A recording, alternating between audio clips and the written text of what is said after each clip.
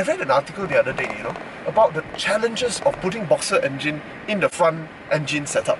It is horrendously difficult. Apparently, the designer of GT86, basically BRZ, they spent a lot of time developing the steering columns to avoid the problem. Oh, yeah, because the engine is low. Yes, it's wide and then low. you want your tires to still be able to turn. Correct. So, as far as I know, currently, even Porsche don't put their boxes in the front. It's just Subaru. It's only Subaru that put the boxer in. Weird. They are weird. Autophiles here, we are in the second generation XV. Yeah. This is launched in late 2017. All new engine, interior is all different. It's completely different lah, but you can still see it's an XV. Has it grown bigger? Yeah, it's grown a bit bigger. Wider. First impression, I drove it to Malacca. Okay. My friend was driving lah, I was in the passenger seat. And I was just falling asleep. My neck was like that. When I look at the pictures, I was like, how does anybody sleep like that? You were deep in slumber. You said you were in what, B roads? Yeah, we were in B roads. We were going through Malacca through B roads, not through the Plus Highway. But it's true, based on a very quick experience I have in this car, I think it will bring out the best in the car in B roads. Yes. And I don't think it will suffer in highways as well. It's quite impressive actually. My first impression is we drove the Autophiles, one of the first Autophile videos actually. Was the previous XV. Was the previous XV. I have to admit that, that is one of those cars that, like a pretty chick that you see, wow, you fall in love straight away kind of chick. Wow, that car was really good looking. And probably the first Subaru people could afford. Oh yes, Malaysian could afford. And that reflected to a certain extent in the sales volume. You see quite a bit on the road. But of course, we weren't that impressed with the drive. I just got into this car not too long ago, and my first impression was it exceeded all my expectations. Right. The old XV drives horrible. It has this very hollow feel. It's confident, but it's very hollow. It has horrible CVT. This one solved all the complaints we had. We should go into performance now.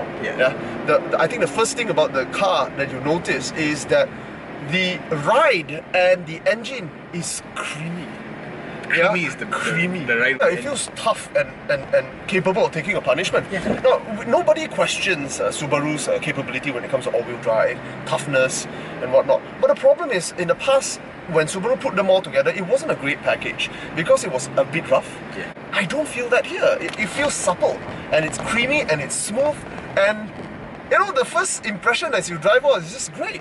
And here's the thing, it's still CVT.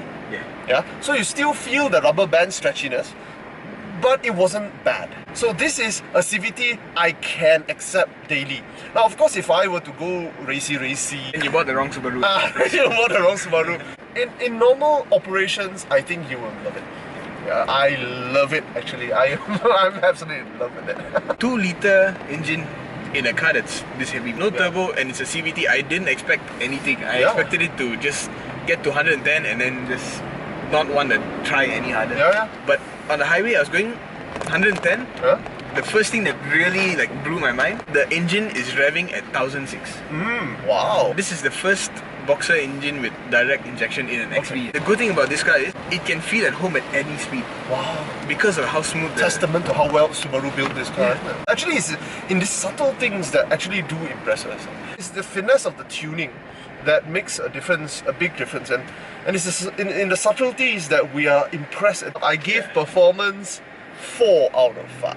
Yeah, me too. It's good stuff. It's very good stuff. Subaru, well done, bro. So, design, to me, I like it because it looks like the Outback. And it's so wide and low. It's quite wide actually. The looks wise, I still think it's a relatively good looking car. But I do think that the XV, the original SV, sets the tone better. This is more like an evolution of that.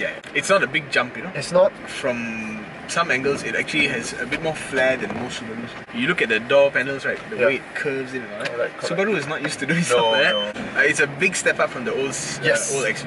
I agree. It is so much better here. You see some attempts at making it stylish, but of course it's Subaru level stylish. Last one, value. Is this CBU? This is CKD. How's the warranty package? 5 years. 5 years. You have to tempt buyers a little bit here, Subaru, because I tell you, a lot of Subaru buyers had a bit of experience. Not to say it's a bad experience or anything.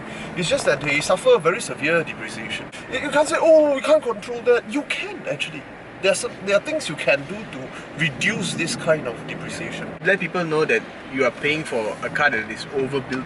terms to its of competitor. You have to show it because to a person who doesn't care anything about a car, you know, that is a brand image that sells and the package that you are selling that sells.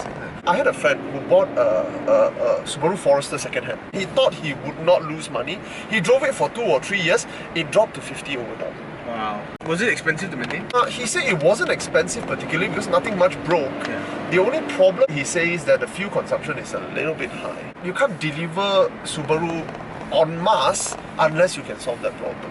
Both of us want this car, but not as brand new. No, I think it's a very good contender for the HRV.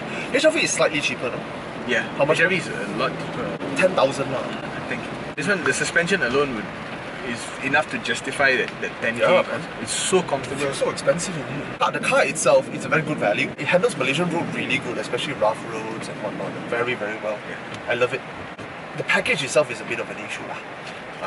You will lose a bit of money more than you would if you were to buy a Honda HRV or even a Mazda. 120,000 is not a lot of money to lose.